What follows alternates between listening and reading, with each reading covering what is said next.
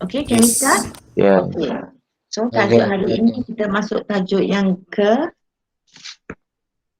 ketiga, ubahan langsung. Jadi kita dah siap dengan tajuk satu nombor dan tajuk yang kedua ialah algoritma. Jadi kita dah siap tu. Jadi hari ini kita mula dengan tajuk yang ketiga iaitu ubahan. Okay. Ubahan ini ada 3 subtajuk yang utama iaitu ubahan langsung antara dua kuantiti, ubahan songsang antara dua kuantiti dan ubahan tercantum. Okay. So hari ini kita mula dengan ubahan langsung. Okay. Jika anda lihat jadual di sini ada diberi beberapa nilai untuk X dan Y. Okay. So mari kita cari dulu nilai bagi Y bahagi dengan X. Okay. Jadi jika Y ialah 8 bahagi dengan 6, nilainya ialah 8/6. Kalau kita permudahkan, kita akan dapat 4/3. Okay. This one is Y per X 12/9. Permudahkan 4/3. 4/3. 16/12 permudahkan 4/3. 3. So everything is 4/3 kan? Yes. 4/3. Bagaimana dengan X per Y? X per Y ialah 6 bahagi dengan 8. Permudahkan? 3/4. Yes, 3/4. So this is 9/12. Permudahkan 3/4. 12/16. 3/4. 15/20. 3/4. 18/24. Also 3/4. Okay.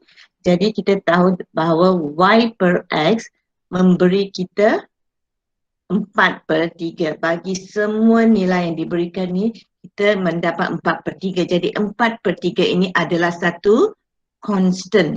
Okay. Jadi kita juga boleh wakilkan 4/3 ini sebagai K. Jadi Y per X sama juga dengan K. Atau kita tulis Y sama dengan KX. Okay. Atau kita boleh kata Y berubah secara langsung dengan X. Sebab pemalannya adalah constant, sama untuk semua nilai. Jadi kita kata bahawa Y berubah secara langsung dengan X. Jika kita tukar simbol ni kepada persamaan, kita akan dapat Y sama dengan KX. Dalam kes ini K ialah 4/3. Atau bagi yang kedua, X per Y sama dengan 3/4. Oleh kerana nilai ini adalah constant untuk setiap pasangan data yang diberi, maka kita katakan 3/4 ini adalah satu pemalar yang constant yang boleh diwakili dengan simbol K.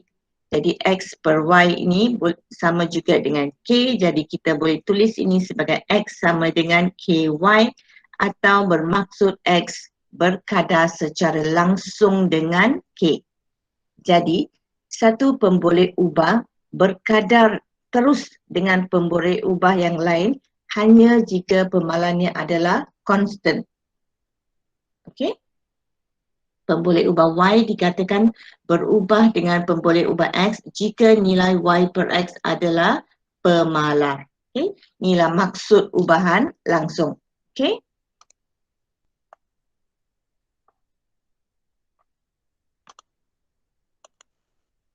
Okay, kita lihat seterusnya.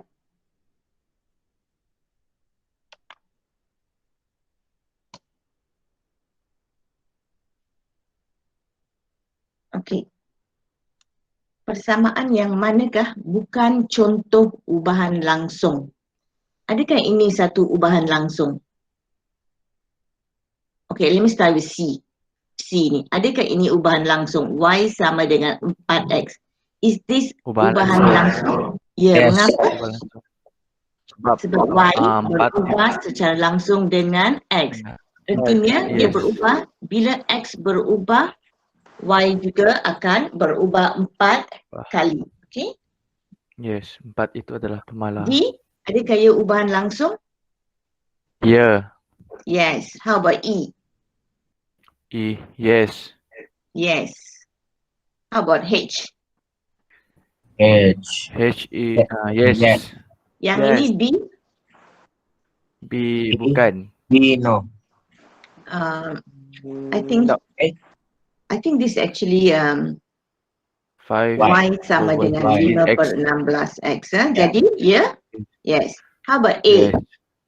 And A 7 per 3 7 per 3 X tambah 1. Mungkin. Mungkin? Mungkin. Okay, yang ini bukan ubahan langsung. You know why? Oh. Because of the plus 1 here. Okay? Kalau Oh, tak ada okay. plus 1, bila X berubah, Y berubah. Tapi bila ada plus 1, dia tak ubah secara langsung dah. Okay? So this one also. This one, adakah ini ubahan langsung? F? F 2X bukan. F ialah 3Y sama dengan kosong. 3Y. 2X sama dengan negatif sebelah. 3. Y. X sama dengan negatif 3 per 2Y. Is this ubahan langsung? Y. Yes, ubahan langsung. Yes. langsung. How about this one? G? 5X. Bukan ubahan langsung. Sebab apabila 5X 6Y sama dipindah ke dengan- sebelah, akan menjadi lain. Yes, tidak. Sebab kita ada tambah 30 ini, okay? Because 30. this is 5X is negative 6Y plus 30 dah, okay? So X is negative 6 over 5Y plus 30 bahagi 5 is 6. So because of this plus ini, dia bukan ubahan langsung, okay? Jadi bila kita ada satu contoh ubahan langsung ni, katakan Y berubah secara langsung dengan X. Jika nilai X meningkat, nilai Y juga akan meningkat sebab ia berubah secara langsung. Jika nilai X menurun, nilai Y juga akan menurun. Ini bagi ubahan langsung kan, dia mesti ikut ni, okay? Next one ya. Okay. Nyatakan pemalar untuk setiap persamaan berikut. Bila Y sama dengan 5X, pemalarnya ialah? 5. 5, yes, good. Yang kedua? 1 per 2. Yang ketiga? 2 per 3. Negatif 2 per 3. Okay? So pemalar, when we say this is the pemalar, okay? Pemalarnya adalah constant.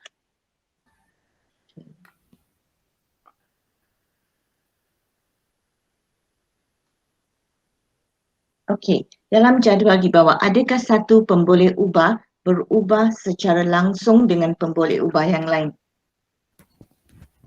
Adakah M berubah secara langsung dengan N atau N Yes. berubah secara langsung dengan, macam mana kita nak tahu? Apa yang kita perlu buat di sini? Kalau kita nak tahu ia berubah secara langsung atau tidak, kita kena cari pemalarnya. Bagaimana kita cari pemalarnya? M bahagi dengan N. M bahagi dengan N di sini ialah 2 per 5. Di sini 4 per 10. Boleh dipermudahkan? Boleh. 2 per 5. Di sini 10 per 45. Permudahkan? Bagi 5, 2. Bahagi 5, 9. 2 per 9. okay. Sorry. If I give you, this is 5. 25. So if this is 10 over 25, bagi 5, 2 bagi 5, 2 per 5. 5. So we see the M per N ini, M per N sama dengan 2 per 5, ia adalah constant. Semuanya sama. Okay. Jadi kita tahu M per N ini sama dengan K. Jadi M sama dengan KM, maksudnya M berubah secara langsung dengan N. Jadi kita tahu M berubah secara langsung dengan N. How about the other way around? N per M.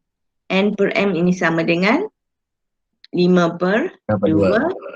10 per 4 sama juga 5 per 2. 25 per 10 sama juga 5 per 2. Jadi N per M juga adalah satu constant.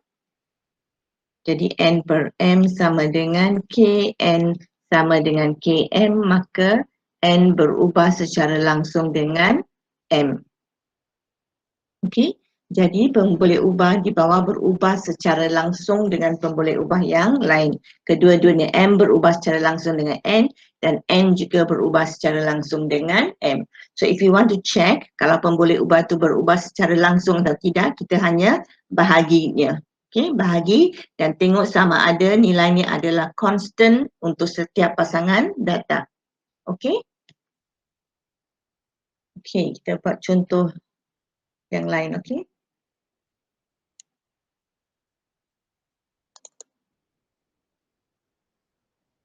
Okey, contoh satu.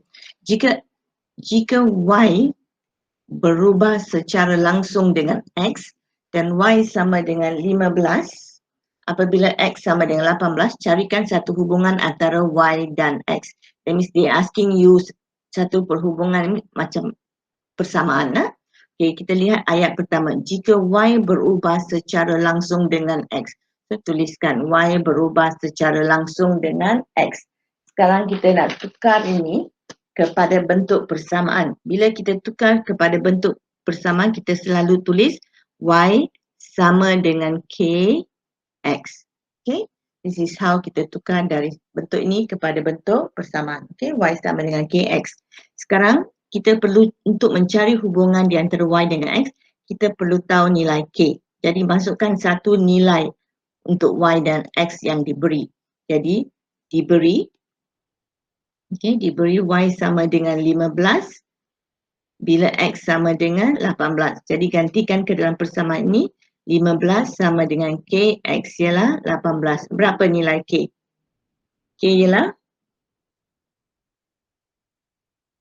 Kalau K di sebelah kanan ni, kita tinggalkan K di sebelah kanan. 18 ni, sebab ini darab, jadi pindah ke sebelah kiri menjadi bahagi. 15 per 18 sama dengan?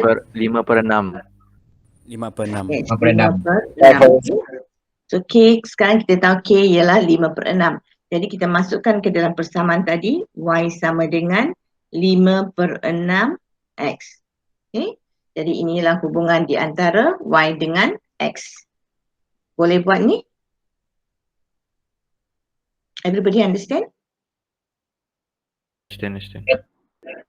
Yes, sir? Yes.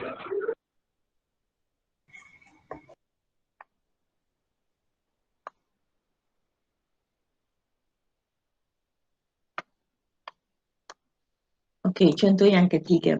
Jika Y berubah secara langsung dengan X dan Y sama dengan 48 apabila X ialah 20, cari nilai X apabila Y sama dengan 120. Okay. Okay, so same thing. Okay. So, buat yang itu, tuliskan yang diberi ya. Y berubah secara langsung dengan X. Dari sini tukar kepada persamaan, kita tulis Y sama dengan KX. Bila tukar dari simbol ubahan ini kepada persamaan, mesti tambah K.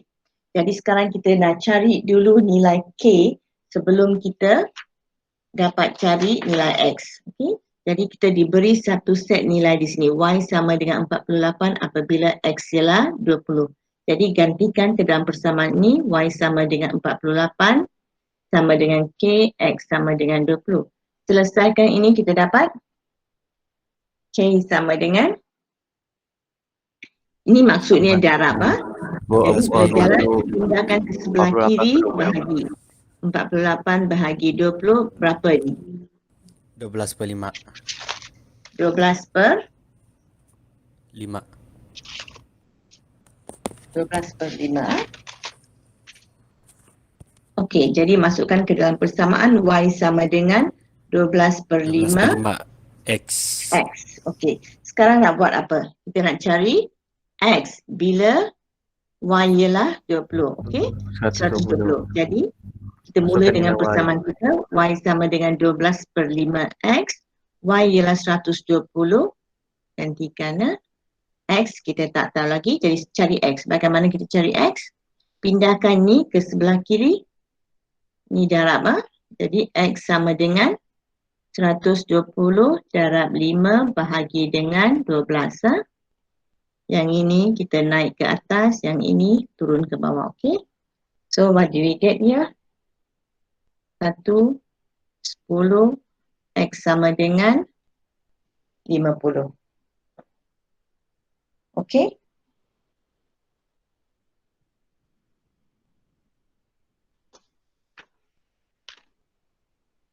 Boleh? Okay. Boleh. Next question, ya. Okay, Boleh, kami then we can move on already, ya. Okay.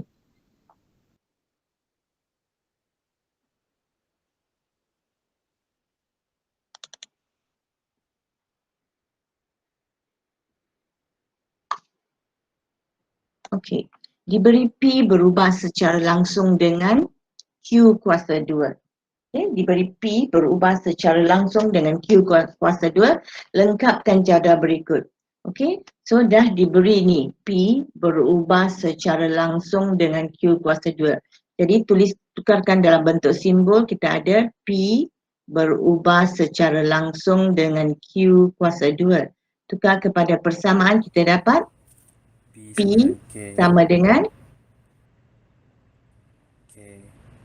K, Q kuasa 2. yes, K, Q kuasa 2. Jangan lupa mesti tulis K ni, okey? Baik, sekarang kita nak lengkapkan jadual ni. Tapi kita tak tahu K, jadi macam mana nak cari K ni? Masukkan nilai Q dan P. Nilai yang mana? Nilai yang paling depan. Empat, Sebab kedua-dua yang ada. Yes, because inilah satu set ni, satu pasangan. Jadi kita masukkan nilai ni. Jadi kita mesti check dan semak jadual kita. Adakah diberi satu set nilai untuk kita masukkan, okey? Jadi kita masukkan P sama dengan 12, Q ialah 4 kuasa 2. So K sama dengan K sama dengan 12 per 16. So sama dengan 3/4. yes, ini sama dengan 3/4. Ini sekarang kita masukkan dalam persamaan P sama dengan 3/4 Q kuasa 2. Sekarang kita boleh isikan tempat kosong ni, okey? Di sini diberi Q ialah 6. Jadi bila Q sama dengan 6, cari P. P sama dengan 3/4, gantikan saja Q. Berapa nilainya? 6 kali 6, 36. So, Betul. 3/4 daripada 36. 20. oh sorry, 14, 9 lah. 9 kali 3, 27. Jadi P di sini ialah 27. Okay, so this one is 27. Okay, sekarang bila P sama dengan 48, okay? Jadi kita masukkan ke dalam persamaannya 3/4 Q kuasa 2. Jadi Q kuasa 2 sama dengan 48 dalam 4 bahagi dengan 3. So this is 8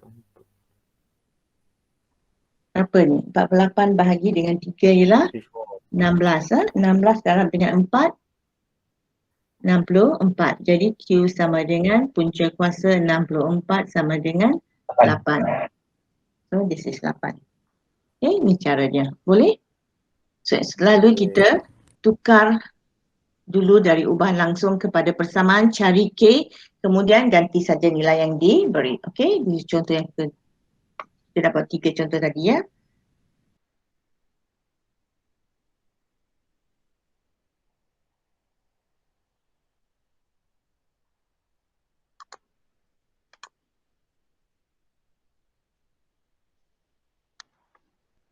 Okey, contoh yang keempat. Diberi bahawa Y berubah secara langsung dengan punca kuasa 2X. Diberi Y berubah secara langsung dengan punca kuasa 2X. Okey, terjemahkan ayat pertama dulu. So, Y berubah secara langsung dengan punca kuasa 2X. Betul? Y berubah secara langsung dengan punca kuasa 2X. Sekarang tukar kepada persamaan Y sama dengan K dan kita ada punca kuasa 2X. Okay, ayat yang kedua, X ialah 49 apabila Y ialah 28. dia dah beri satu pasangan nilai. Maka kita gantikan untuk mencari nilai K. So Y ialah 28, X ialah 49. So ini sama juga dengan 7K ya. Punca kuasa 2 49 ialah 7, jadi 7K. K sama dengan 28/7 sama dengan 4. Okey. Jadi masukkan semula ke dalam persamaan ini, kita dapat Y sama dengan 4 punca kuasa 2 X. Sekarang baru kita buat ayat yang ketiga. Cari nilai Y apabila X sama dengan 196. So Y sama dengan 4, gantikan X dengan 196, maka ini sama dengan punca kuasa 2 196 ialah 14, jadi Y sama dengan 56. Okey. Jadi kita buat ayat demi ayat. Okey, one by one we solve it. Boleh? Okey, next contoh.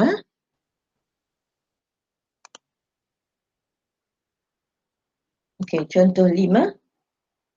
Diberi Y berubah secara langsung dengan 1 minute ya. Let me check this first.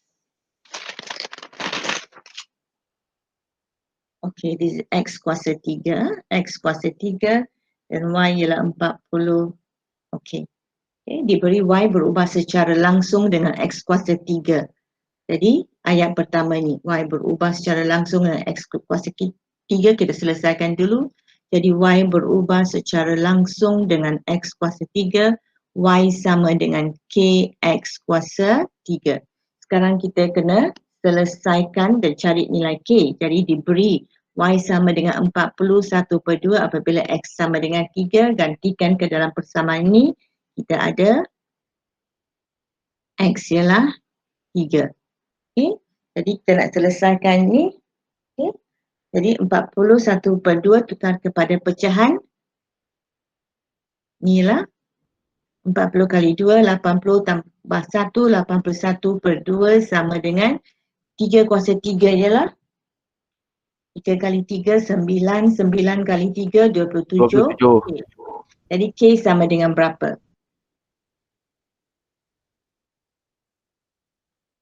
Betul? Jadi K sama dengan 3/2.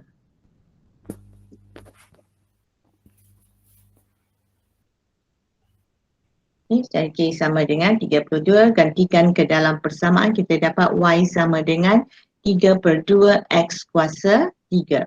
Okey, ayat yang ketiga, cari Y dalam sebutan X. Okey, dah. Kita dah cari Y dalam sebutan X. Okey, so, itulah jawapan kita. Okey. Okey, that is contoh yang kelima. Let's look another.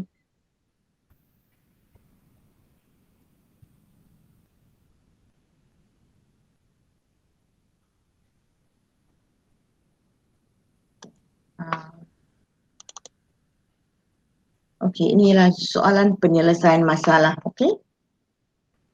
Diberi isi padu I bagi satu objek berubah secara langsung dengan kuasa 3 jejarinya. Okey, isi padu I satu objek berubah secara langsung dengan kuasa 3 jejarinya. Jadi kita tukar terjemahkan itu kepada ayat matematik, kita dapat I berubah secara langsung. Katakan J ialah jejari ya. Jadi sebelum ni kita boleh tulis I ialah isi padu dan J ialah jejari ya. Okey, jadi berubah secara terus atau langsung dengan J kuasa 3. Jadi I sama dengan K J kuasa 3. Okey. So ayat next kita nak cari dulu nilai K. Jadi kita lihat diberi satu set data di sini. I ialah 12 cm, padu apabila J ialah 3. Jadi gantikan I dengan 12 dan J dengan 3. So what is your nilai K? 4/9. Yes, 4/9. Jadi gantikan ke dalam persamaan tadi, kita dapat I sama dengan 4/9 J kuasa 3. Okey. sekarang dia minta anda hitungkan nilai J apabila I ialah 96 cm padu. Jadi kita mula dengan persamaan kita. I ialah 96, J kuasa 3. Jadi J kuasa 3 sama dengan 96 darab 9 bahagi dengan 4. Jika anda tak pasti buat ini, anda boleh juga tulis semula dalam bentuk ini. Okey, sama dengan 96. Sama juga yang ini dua. Okey, jadi lepas tu sebab inilah darab, jadi kita hanya guna darab dan bahagi di sini. Jadi yang ini naik ke atas, yang 4 turun ke bawah. Okey, it's like this. Okey, so berapa, how much is this bila kita selesaikan ni? J kuasa 3 sama dengan 216. yes, 216. Jadi bagaimana kita mencari J? Ialah punca kuasa 3, 216 sama dengan 6. 6, ya. Jadi dia tanya, hitungkan nilai J apabila isi padu. Okey, jadi kita kena jawabnya lah. Okey, jadi apabila isi padu sama dengan 96 cm padu, jejari adalah 6 cm. Okey, 6 saja tak cukup. Jawapan mesti lengkap 6 cm. Okey. So, inilah contoh soalan penyelesaian masalah. Sama saja tapi diberi dalam bentuk ayat. Jadi kita kena tukar kepada ayat matematik dan selesaikan. Okey. Okay, one more last contoh. One more contoh. I think we have 2 more. Okay. Resepi untuk 6 kek cawan memerlukan 1 cawan tepung. Okay. So katakan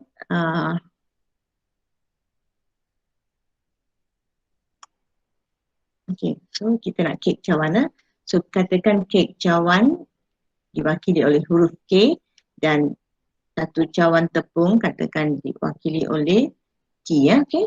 So resepi untuk 6 kek cawan memerlukan 1 cawan tepung. Jika jumlah kek cawan yang anda boleh buat berbeza secara langsung dengan jumlah tepung, okay.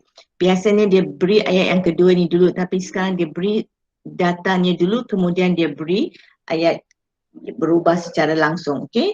Jadi kita buat ayat yang kedua dulu. Kita ada kek cawan, K berubah secara langsung dengan jumlah tepung. Jadi K, tak boleh guna K di sini, okay, sebab we want to use K. So let's use C di sini, okay. C. We can use any alphabet, kek cawan. So C berubah secara langsung dengan T, C sama dengan K, T. Jadi kita nak cari K. Kita diberi untuk 6 kek cawan memerlukan 1 cawan tepung. Maksudnya C ialah 6 sama dengan K, tepung ialah 1. Jadi K sama dengan 6. Jadi persamaannya C sama dengan 6 T. Sekarang dia minta anda cari berapa banyak kek cawan yang anda boleh buat dengan 4 cawan tepung. Jadi diberi, dia suruh anda cari C diberi, T sudah diberi, okey. Jadi mula dengan persamaan kita nak cari C. Jadi C sama dengan T ialah 4. Jadi ini sama dengan 24. Jadi berapa banyak kek cawan yang 24 kek cawan boleh dibuat dengan 4 cawan tepung, okey. Jadi untuk soalan penyelesaian masalah, bila kita dah dapat jawapannya, kita mesti jawab soalan dalam unit yang dikehendaki. Di sini ialah 24 kek cawan. Okey.